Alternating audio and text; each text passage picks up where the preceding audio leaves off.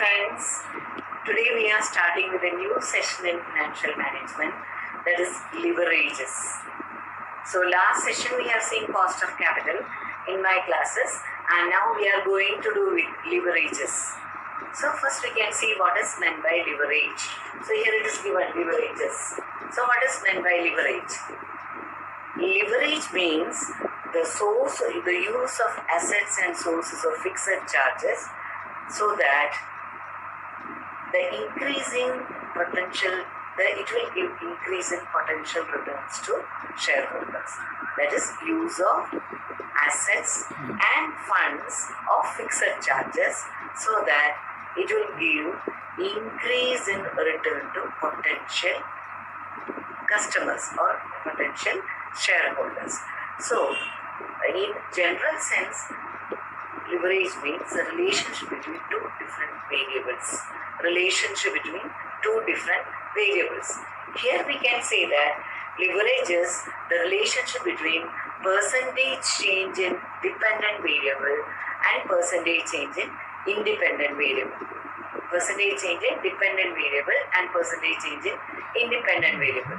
As an equation, we can say that leverage is equal to percentage change in dependent variable divided by percentage change in independent variable.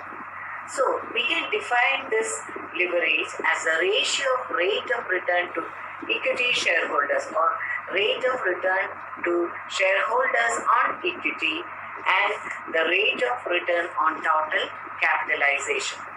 Relationship between the rate of return on shareholders of equity and the rate of return on total capitalization. That is the definition we can give simply. So, once again I will tell you what is meant by leverage. It is the leverage means the use of assets and sources of funds of fixed charges or fixed cost in order to give or in order to increase the potential returns to shareholders. It is the relationship between two variables, one independent variable and one dependent variable. Okay, so that is what is meant by leverage. Now we can see what are the classifications of these leverages. We can classify these leverages into financial leverage and operating leverage. Financial leverage and operating leverage. Financial leverage related to, we can say from that sentence itself, financial activities, and operating leverage related to investment in fixed assets. So, investment in assets will come under operation leverage and investment in financial activities concerned with financial leverage. Both together, it will form combined leverage or composite leverage. So, the classification of leverage can be financial leverage, operating leverage, and together it can be considered as what? Combined leverage or composite leverage. Now we can see what is meant by financial leverage. Companies normally design their capital structure in such a way that it will give more prominence to debt capital, which can give in return more in returns to equity shareholders. So normally the companies will design their capital structure by giving more importance to which capital? Debt capital. Because their assumption is that if we are having more investment in debt capital, it can give more return to equity shareholders. A company generating reasonably high returns will be able to pay dividend to equity shareholders at high level. If a company is at loss, what will happen? The equity shareholders will get very relatively low rate of dividend. So, we can see that a company will always try to give more prominence to debt capital by forming or designing its capital structure so that it can give more importance or more dividend to its equity shareholders. So, use of fixed charges sources of funds along with the equity capital to magnify the return on equity shareholders is called financial leverage or trading on equity. Once again, I will repeat, use of fixed charges or sources of funds along with the equity along with the equity capital to magnify the return to equity shareholders is known as financial leverage or trading on equity. When the capitalization of a company is dominated by borrowed capital, it is called trading on thin equity. If along with this borrowed capital, reserves and surplus are coming, it is known as what? Trading on thick equity. So trading on equity can be divided into two: trading on thin equity and trading on thick equity. Trading on thin equity means they are giving the capitalization is made, or the capitalization of a company is dominated by borrowed capital. It is called trading on thin equity. If along with equity, reserves and surplus are included, it is known as trading on thick equity. So now we have seen what is the definition of financial leverage. What is it? Use of fixed charges sources of fund along with the equity to give, along with the equity capital, to give prominence to return on equity shareholders is called financial leverage or trading on equity.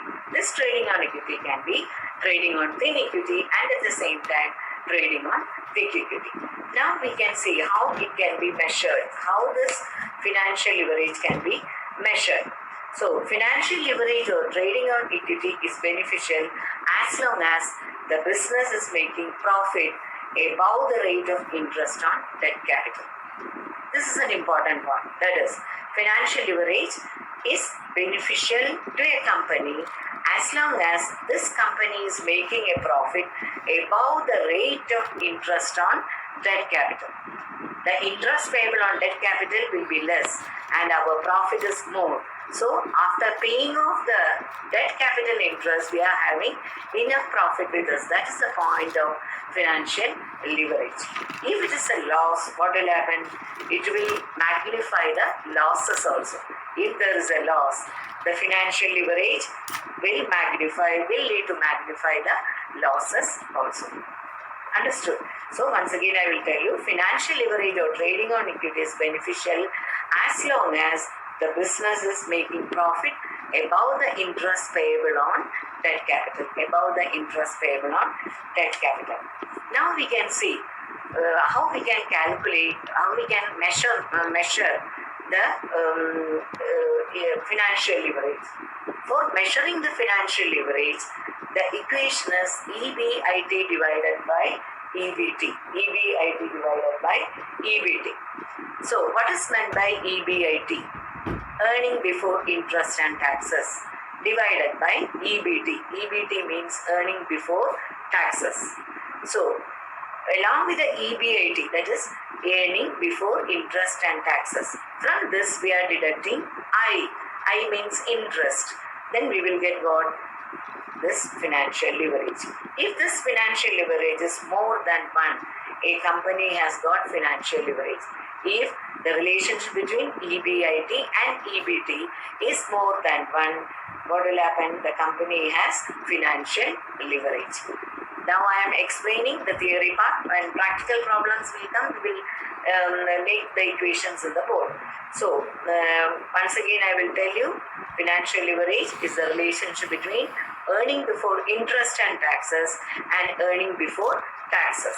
So this relationship, if it is more than 1, we can say the company is having financial leverage. So financial leverage is over. So we can, once again I will tell you, financial leverage refers to what? The relationship between EBIT and EBT. Normally, the financial leverage is beneficial to a firm as long as the firm is making profit above the rate of interest on debt capital.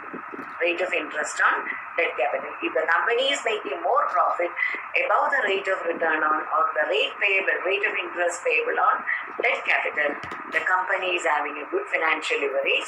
And the equation to find out the financial leverage is EBIT divided by EBT. If it is more than 1, if it is equal to 1 or more than 1, we can say the company is having a good leverage. Now we can go to the second part, that is operating leverage. Operating leverage is the use of fixed operating cost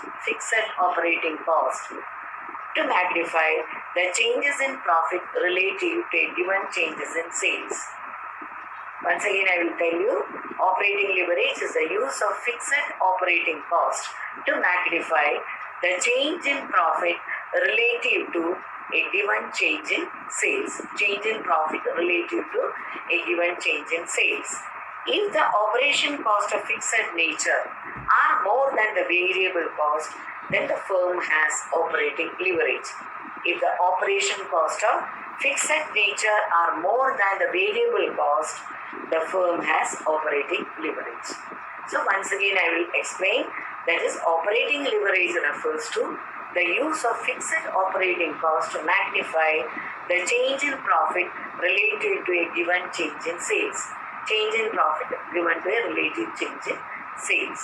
This can be calculated as C divided by EBIT. C means what? Contribution. What is meant by EBIT? Again, earning before interest and taxes. So I will tell you what is meant by contribution.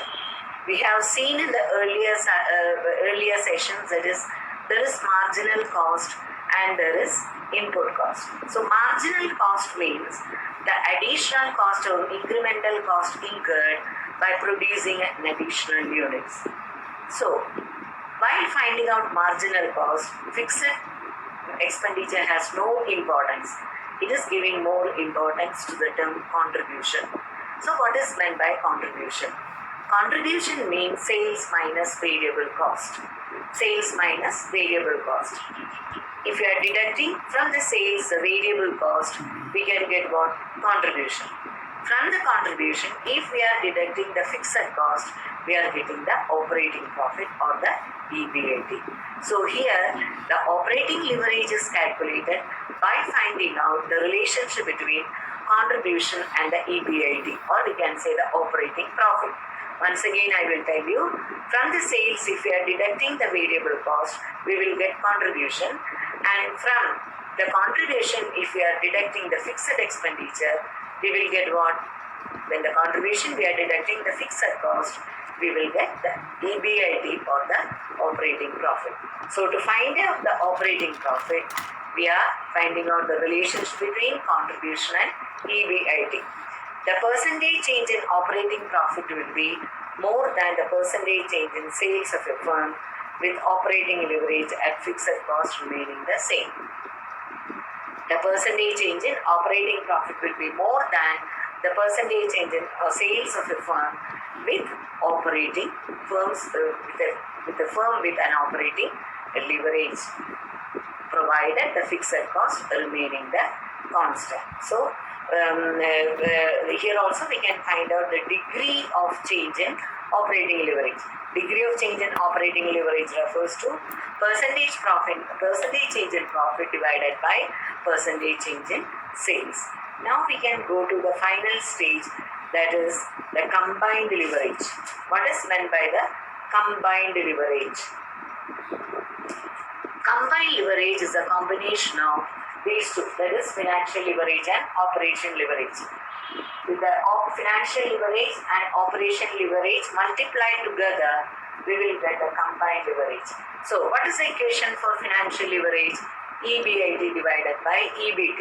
And what is the equation for operation leverage? Contribution divided by EBIT. If you are deleting the EBITs, what will be the equation for combined leverage? Contribution divided by EBT. So this operating leverage this combined leverage, it's a combination of financial leverage and operation leverage. Why we are finding out the combined leverage? Why we should find out the combined leverage? Here also there is percentage change in profit divided by percentage change in sales. Now why we are finding out the combined leverage, that we can find out. Why we should find out the combined leverage? The combined leverage may be defined as the percentage of change in EPS for a given percentage change in sales level. Here we are finding out the relationship between earning per share and the sales level. The equation is that percentage change in EPS for a given percentage change in sales level. Percentage change in EPS for a given level of changes in sales level. So all the three parts are over. That is what is meant by leverage and how we can divide the leverage. The leverage is it can be divided into financial leverage and operational leverage, and the financial leverage and operational leverage together, it is known as combined leverage or composite leverage. So that part is over. Once again, I will repeat the meanings. That is, leverage means use and assets or sources of funds in fixed assets in order to increase the potential returns to shareholders. It is a relationship between percentage change in a dependent variable and a percentage change in independent variable, or we can say the net return on shareholders' equity and the net return on total capitalization. Then the types of leverages are the financial leverage and operational leverage. Financial leverage means those leverages which are concerned with financial activities. Operational leverage is concerned with the operating activities of a firm. These two together it is known as combined leverage or composition leverage. The financial leverage is concerned with the relationship between earning before interest and taxes and the EBT, earnings before taxes. Interest is eliminated from that. And if this equation is coming to one or more than one, we can say our company is having a good financial leverage. This operation leverage refers to the percentage change in operating profit if a given change in sales, that is operating ratio. That is, it can be calculated as the relationship between contribution and EBIT. Contribution is calculated by taking into account sales minus variable cost. From this contribution, if we are deducting the fixed cost, we will get what? The operating profit or EBIT. So this operating leverage is the relationship between operating profit and contribution and the operating profit or EBIT. Now, the next one is combined leverage. Combined leverage is a combination of financial leverage and operational leverage. Combined leverage, the equation is EBIT divided by EBT, and the other one is contribution divided by EBIT. So, when we are combining together, we can make it as contribution divided by EBT. So, finally, combined leverage may be defined as the percentage change in EPS for a given percentage change in sales level.